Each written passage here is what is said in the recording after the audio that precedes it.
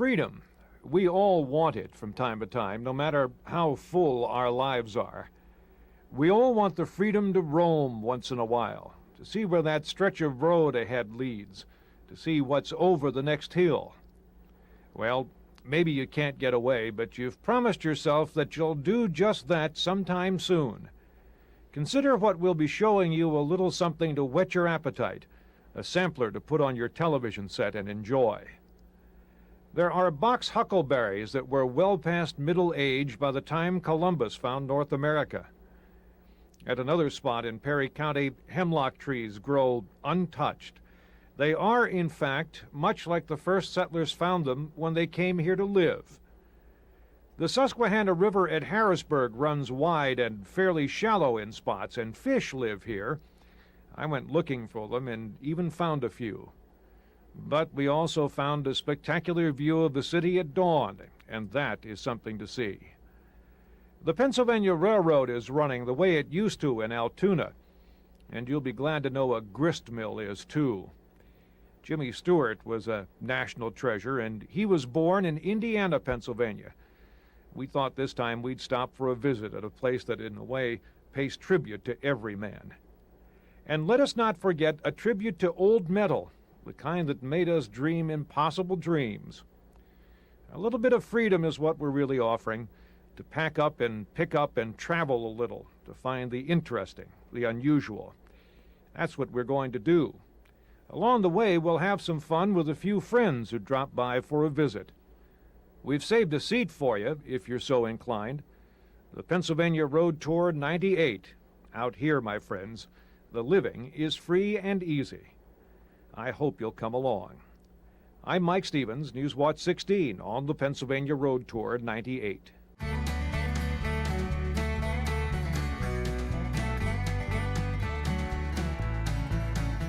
We're in the Tuscarora State Forest, a natural area where you can find living things centuries old. Forest Ranger Joe Montgomery is our guide through the box huckleberries. There are 27 stops along this nature trail, but printed direction sheets make them easy to find. The first stop is the box huckleberry. It originated from one plant, and that plant sends out a root system 6 inches every year.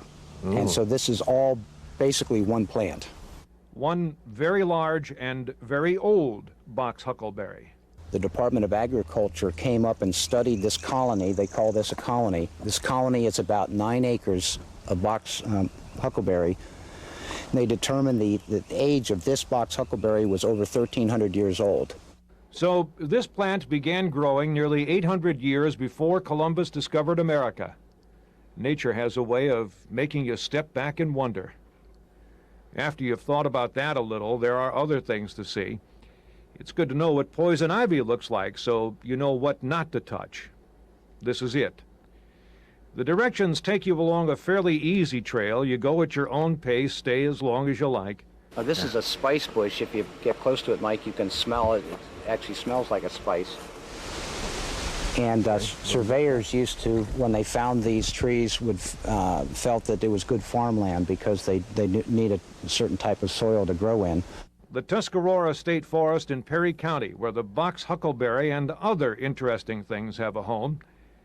They don't mind if you visit so long as you take only pictures and leave nothing but footprints. I'm Mike Stevens, News Watch 16, on the Pennsylvania Road Tour 98.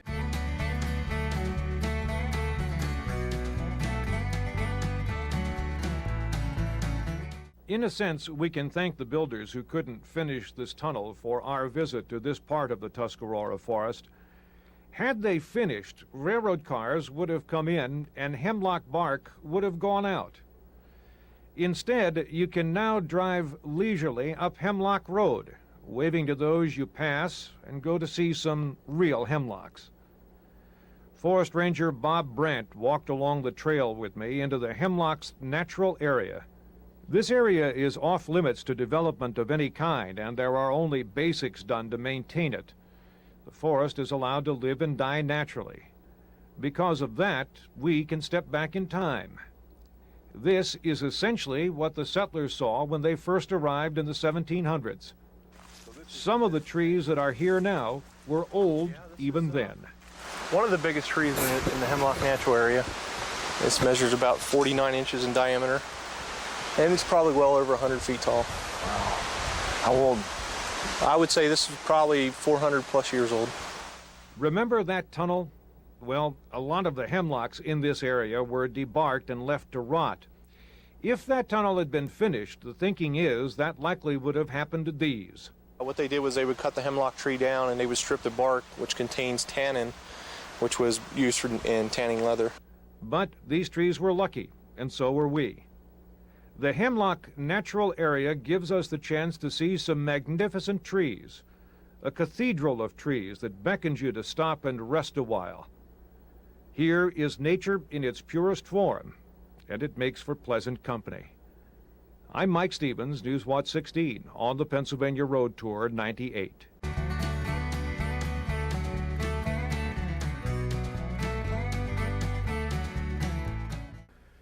Gifford Pinchot, who was governor of Pennsylvania 60-some years ago, had the idea that public officials needed to serve the public. Along with that notion was Pinchot's involvement in the conservation movement. In a way, Gifford Pinchot's attitudes continue.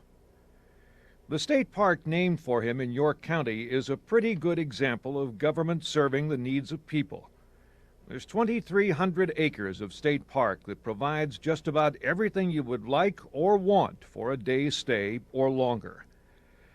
Gifford Pinchot was a great believer in making sure the environment was protected, even while we enjoyed it. They have taken great care at this park, created in the 60s, to blend those features we need with the natural. Here and there, you'll find the niceties of outdoor life tucked away along the shoreline. There's cabins you can rent, and they offer the opportunity to spend a quiet few days or longer in the woods. But don't think the facilities are primitive. They have all the stuff of modern day, plus a nice environment to relax in. Gifford Pinchot State Park in York County. Pinchot had an idea early, before the environment became fashionable, or for that matter, even before we started to worry a whole lot about it. His idea was to keep us involved with nature, to make us part of it, all the while, though, we would care for it, be kind to it, and leave it as we found it. The state park that bears his name, we thought, does a pretty good job of all that. I'm Mike Stevens, Newswatch 16, on the Pennsylvania Road Tour 98 in York County.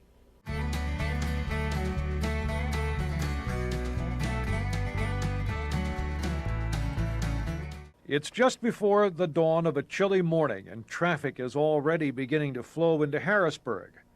It's another day. The Susquehanna runs beneath, a slow, steady traveler this time of year. It came from home, I know that, and will go on to pass places like Bainbridge and Safe Harbor before becoming the Chesapeake Bay. But for now, the Susquehanna is a wide, slow-moving silver carpet, and it was offering us a ride. We'd stopped for some fishing with the Pennsylvania Outdoor Life Crew, but that is for another time. For now, we present the river at daybreak. The river at Harrisburg is free to stretch, and so it does, and so is almost like a lake. We drove through here on flatboats with special motors that run full throttle through the shallow ditches that carve the river bottom. It can be an interesting ride. Still, we stopped here and there to wet a line, to shoot the breeze, to admire what the river offers. So much to see from here. You aren't far from civilization here, yet it seems like it. The roar of the river as it funnels through rocky ridges can block nearly everything else out. Oh, if you make it up far enough, and we almost didn't, there is the Statue of Liberty. I don't recall the full story about why it's here, except that it is, and so worth a look. So too was almost every place we went. The river here is interesting, enticing, and sometimes spectacular. We didn't spend quite enough time on the Susquehanna, for it was time to move on down the road. That's not so bad, perhaps, for now I have someplace else to return to. I'm Mike Stevens, News Watch 16 on the Pennsylvania Road Tour 98.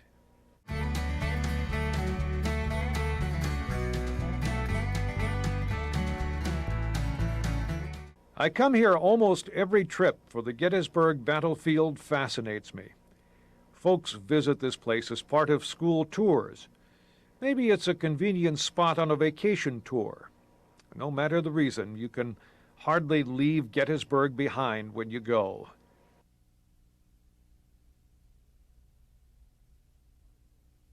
It's hard to imagine what went on here well over a century ago. The awful agony of it is more than the mind can grasp. Yet it is worth looking at, reliving as best we can the terrible struggle that went on here. It was, in a sense, a struggle of ideals, and it became a terrible, bloody page in our history. The faces in the monument seem to speak so eloquently of just how bad it was.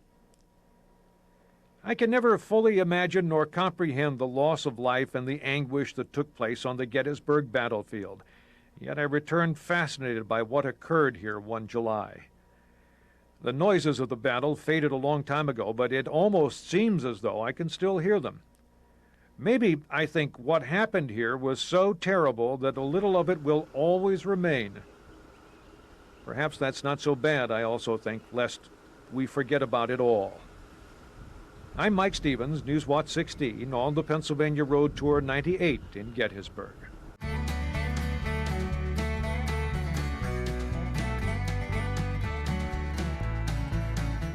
Trains still move through Altoona, but not like they once did. To find out what it was like to be here when the Pennsylvania Railroad was king, you can go to the Altoona Railroaders Memorial Museum.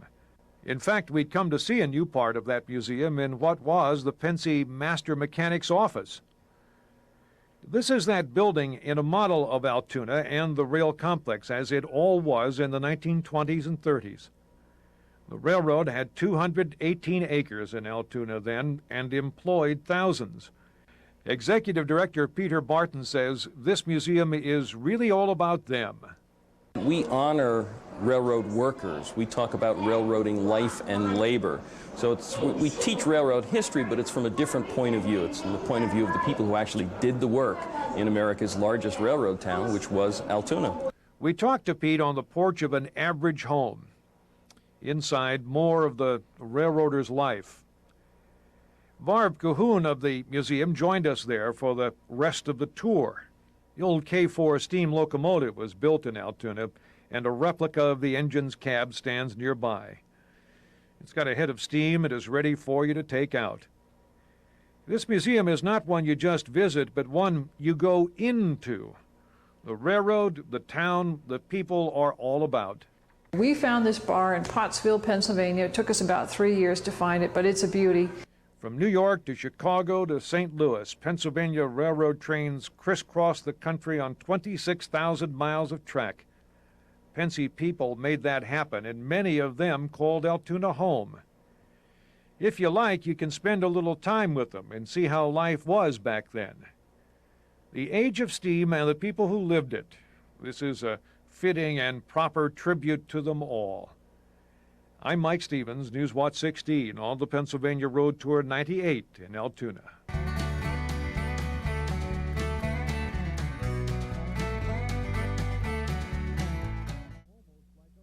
Warfare was far different when Fort Ligonier was built in 1758. This is the model of how it looked.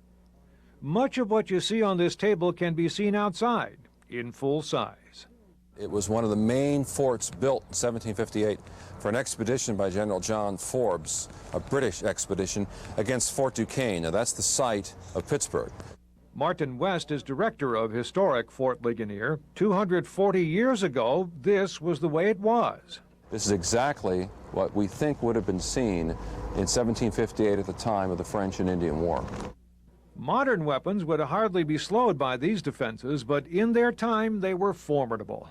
This is called a fascine gun battery, and these fascines are bundles of sticks which hold up the earth. and this is to protect the vulnerable side of the fort where we're standing, the west side, from the French artillery fire that potentially was on the hill opposite.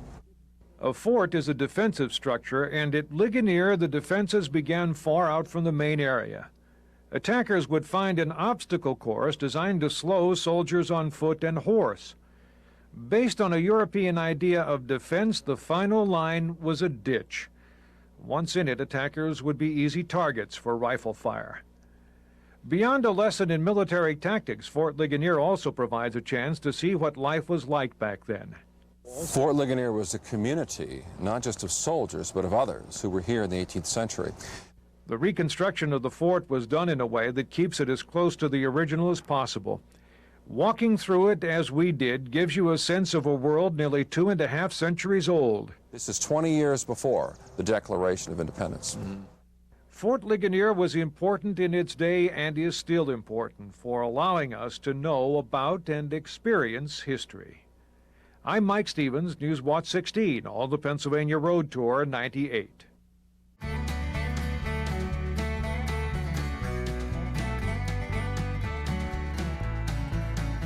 Jimmy Stewart is a name that symbolizes what's good and right and honorable. The museum dedicated to him in his hometown of Indiana says that quite clearly. Jay Rubin is museum president. This is the actual museum, and we usually start everybody in the Indiana Gallery over here. Jimmy Stewart's career in movies spanned decades and brought him fame and fortune. He came back from the war, and Life magazine put him on its cover. The clock in the picture is still here, right up the street. And where that bank is where the hardware store was situated. Actually, it was down this way a little ways. That hardware store, his father's actually, that made it into the magazine too. Jimmy Stewart's movies covered a wide range of subjects. He was invariably the guy you'd be happy to have living on your block. He wasn't macho. He was just the guy next door that when everything else failed, you could turn to him, and he was reliable. He would be there, and you knew the job would be the most competent job you could ever want done. The classic Jimmy Stewart movie, though, is likely It's a Wonderful Life. It did not do well at the box office as expected. It didn't make its money back. But there are those who would say Wonderful Life is the best Stewart movie ever made. It has certainly become a Christmas classic. When Jimmy Stewart died in 1997, he took with him an enormous talent for making us feel as though we were watching ourselves, or what we wanted to be. In his hometown, where he was born and raised, this museum allows us to feel that once again. It's a fitting tribute to a man who acted as every man. As long as you can screen film, Jimmy Stewart will be with us forever. I'm Mike Stevens, News Watch 16, on the Pennsylvania Road Tour 98 in Indiana.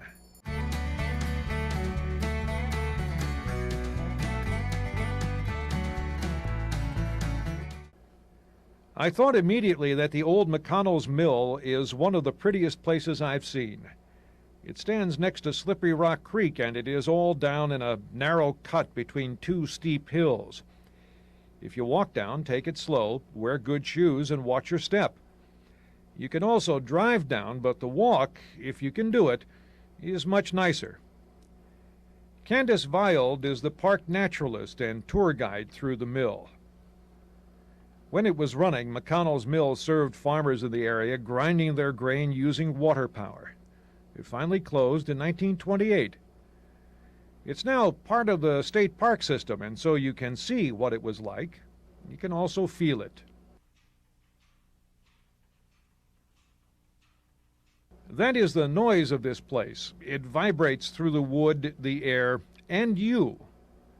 The mill's reason for being comes down to the movement of one massive stone against another. This is where the grinding is done. The corn was poured in, and then it traveled out from the center, cracked, crushed, and ground on the way. The miller would take a pinch of the grain, and by rubbing it between his thumb and finger, he could tell by feeling it whether or not it was ground the way the farmer wanted it. So began the term rule of thumb. To walk through here is to know the way it was nearly a century ago. McConnell's Mills State Park has a rumbling, creaking beauty of an attraction that will keep you involved in a time now long gone. Spend some time and bring some film.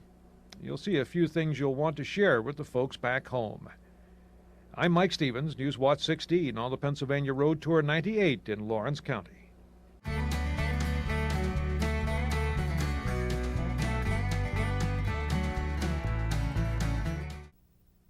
Not far from Titusville, halfway between Pleasantville and Plumer, up Russell Corner Road, you'll find the Tired Wheels Museum and two of the nicest folks running it. There's Cora Burt. Right. And it was just a hobby, and it grew and grew and grew, and it got out of hand. So this is what we have. And her husband, Gene. It was never a museum till people insisted we open it as one. And this, ladies and gentlemen, is the Tired Wheels Museum. My wife varnished all those ceilings you see up there. Restore our own cars. She does all the upholstery and all that, poured her own cement. Everything you see but chrome plating. And what you see is a lot. A 1930 Packard 740 was serving time as a volunteer fire department vehicle before Gene and Cora got it. They cut the back end off and put a fire truck box on it. They used it as a fire truck for years. You couldn't tell by looking today.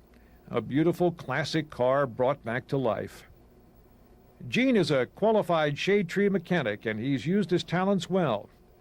He knows all there is about lighted hood ornaments on 55 Pontiacs. The convertible had clear, and the Star Chiefs had the amber, and your 860s and 870 series just had plain chrome. In a sense, the museum is like their attic, but unlike yours and mine, they let visitors wander through. Again, it's just whatever we like. That's what we collect. Mm-hmm. And it doesn't have to be a certain scale. It doesn't have to be a certain car or anything. It's just whatever suits our fancy. Mm-hmm. That's what we collect. And that's a good enough reason. I'm Mike Stevens, News Watch 16 on the Pennsylvania Road Tour 98 near Titusville.